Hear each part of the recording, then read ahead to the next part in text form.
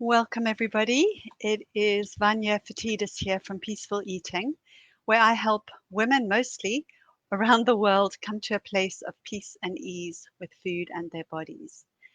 So, how are you all doing? It is Christmas week. Well, actually, I think Christmas week is the week after, isn't it? But anyway, it's the build up to Christmas. The time is short, it is creeping up on us, and here in the UK, we've certainly had quite a time of it with COVID, with a new strain. We're now called Plague Island. Um, 40 countries have closed their borders with us, including France, where we get a lot of our food via France. So, interesting time, should we say? And how are you? How are you all doing? I hope well. If you're watching, please say hi in the chat box. I'd love to know who's here and say hello to you. And how you doing? If you are on my short course, Peaceful Eating over the holidays, hi, welcome. I hope you're doing well too. And this week we've got quite a few questions. I'm going to get to them shortly. I'm sorry I'm not donning any Christmas gear. It's just not my thing. And I'm actually already on holiday. So I'm here to do this because I said I would. But I have to say, I'm already in holiday mode. And part of me is just really feeling the tiredness, actually. You know that feeling when you stop and then suddenly the whoosh of tiredness sort of comes. So I am feeling quite tired, but still happy to say hello. Hello, Jeanette. It's good to see you too. I wonder how you're doing. All right, so let me get on with the questions. I've got 4 questions, and what I want you to know is that I don't know who these questions come from. They come anonymously unless somebody asks a question on a chat. And if you are watching, live and you pop a question in the chat, I will come back to it at the end and answer it. If you have any comments about any of the responses I give, then please do that, and I will see if I can refine my response. Um, and if you're watching the replay, hi, thank you for being here and thank you for watching. All right, so let me get to the questions. So here's the first one. I'm on board with giving myself unconditional permission to eat and having an abundance of lovely things to eat in the house, especially at Christmas. What I worry about is waste. I would like to have a variety and abundance of things I like, and especially remind me of Christmas when I was younger. But many of these things my family do not like. I worry that if I don't want to eat it all, it'll be wasted, and that doesn't feel right to me. I don't like the idea of throwing unwanted food in the bin and of wasting the money too when there are so many people in the world who don't have enough food. How do I get the right balance? So, this is a really great question, and I really do hear you. Wasting food is not something that I would like to necessarily encourage, particularly. I know there is a real issue on the planet around food waste that is a real issue.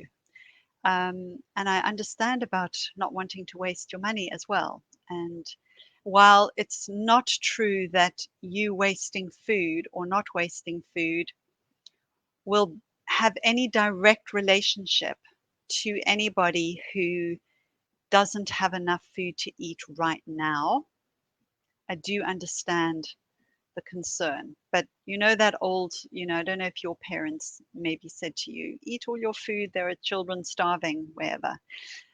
Um, and, while I understand the sentiment, from a practical point of view, it's not a really helpful thing, right? I mean, you're not going to actually physically take that food to, your uneaten food to people. So um, don't make yourself feel guilty because of that. Having the ability, having enough, not the ability, but just having enough food is something we can feel grateful for, and we do not need to feel guilty about it. You could do something practical, like I don't know where you live or where you do your shopping, but certainly here there are food banks in the supermarkets, and when I do my online shop, they give you an option to buy a voucher to donate to a food bank. So, £2.50, £5 or something like that is such an amazing gift that you could give people. You could go onto the Oxfam website and donate to, you can, doesn't have to be food, but you can donate to programs where £10 or £20 will buy somebody some baby chicks that they can then rear for eggs, that kind of idea. So, if that is a concern that you have and you want to give, then find a way to give, but don't feel guilty about not eating the food that you have.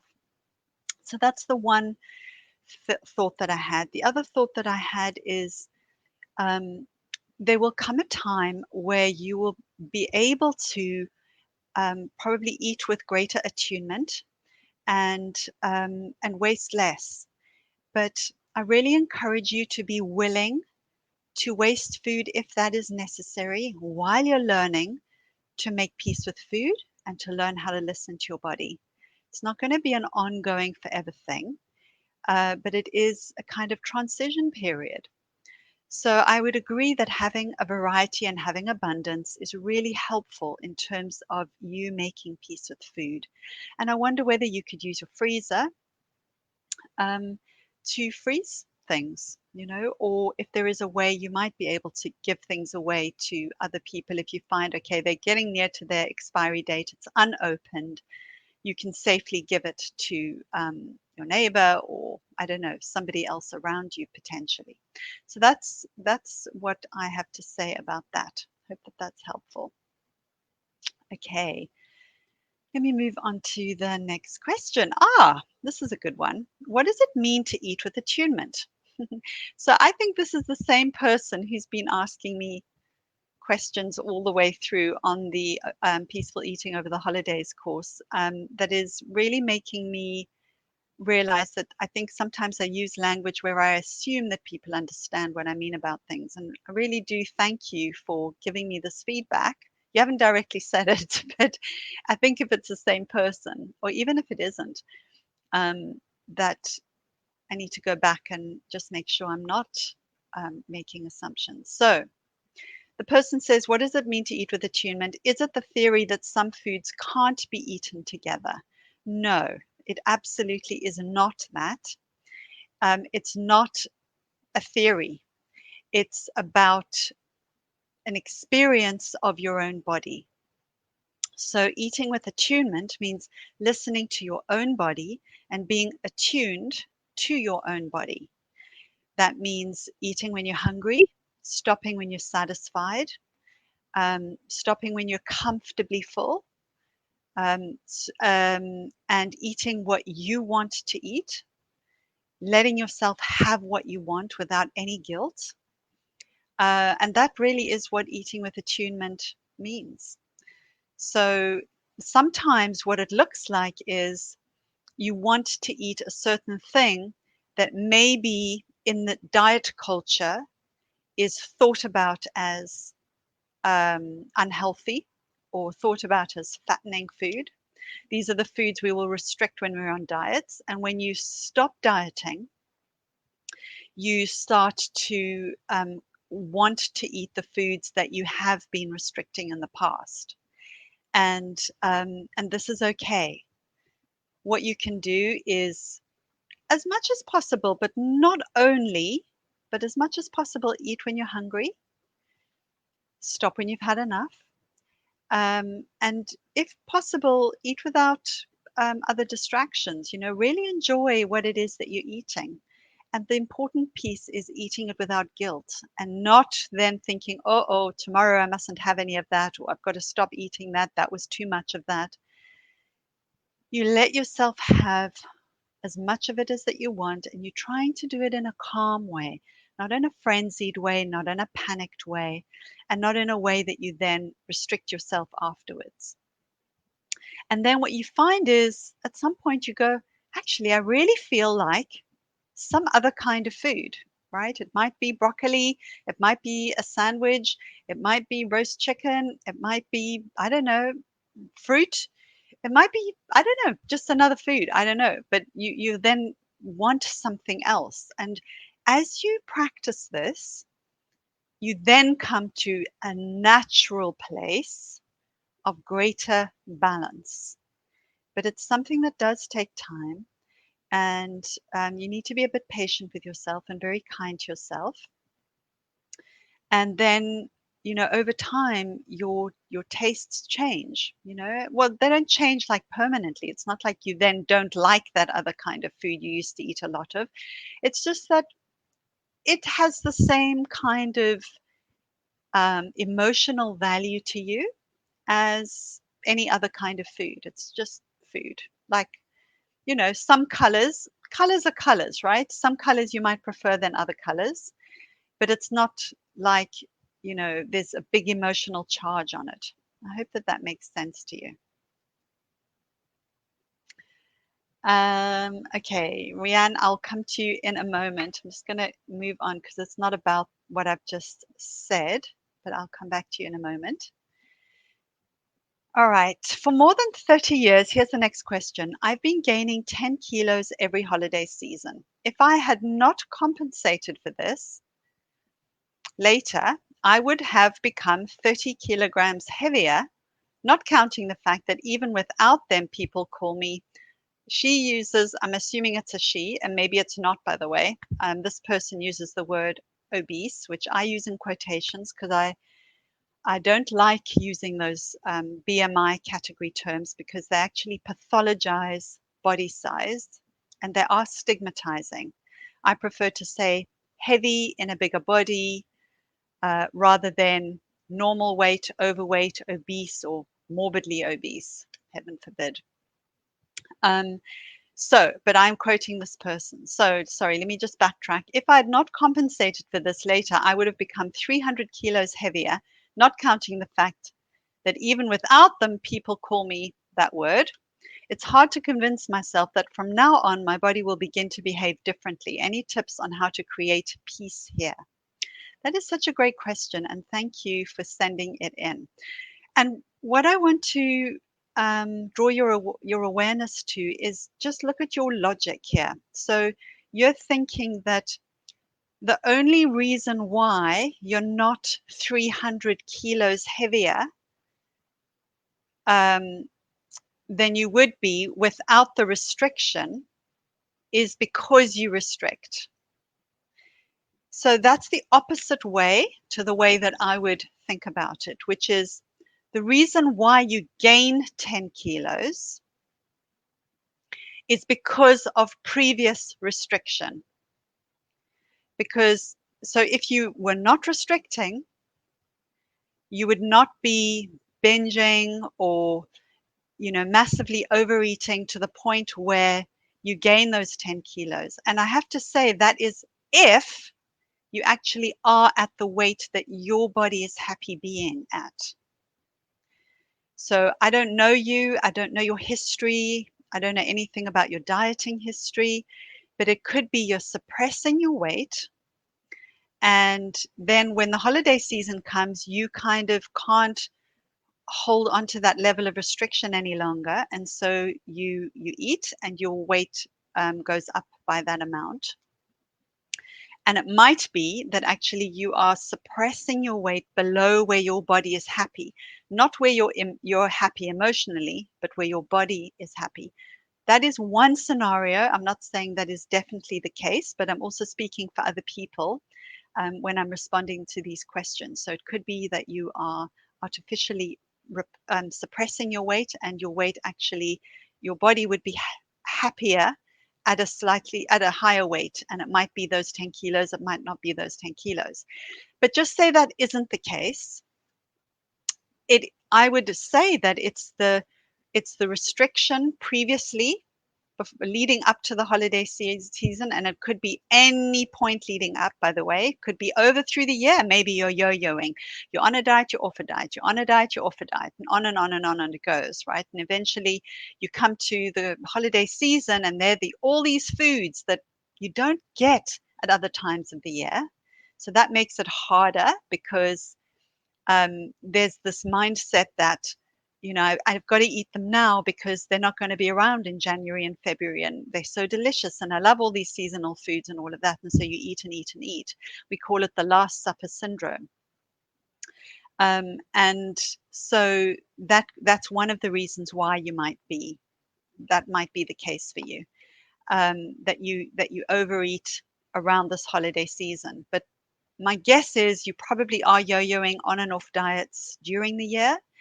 And even if you're not, you have diet mentality. And so diet mentality is similar in what it does to our eating behavior as actual dieting. So diet mentality is thinking that you should be, losing weight, you should be controlling it, you should be keeping your weight down, you shouldn't have that, you shouldn't have so much of that, and so on.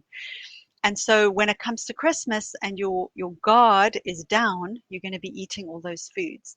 But if you didn't have the diet mentality and you didn't have the dieting type behaviors, this wouldn't be happening over the holiday period. So I would say to you, it's not true that you would be 300 kilos heavier. So I hope that helps. Let me see if there are any other questions. Not yet. All right. So the last question, and then I'll get on to yours, Rianne.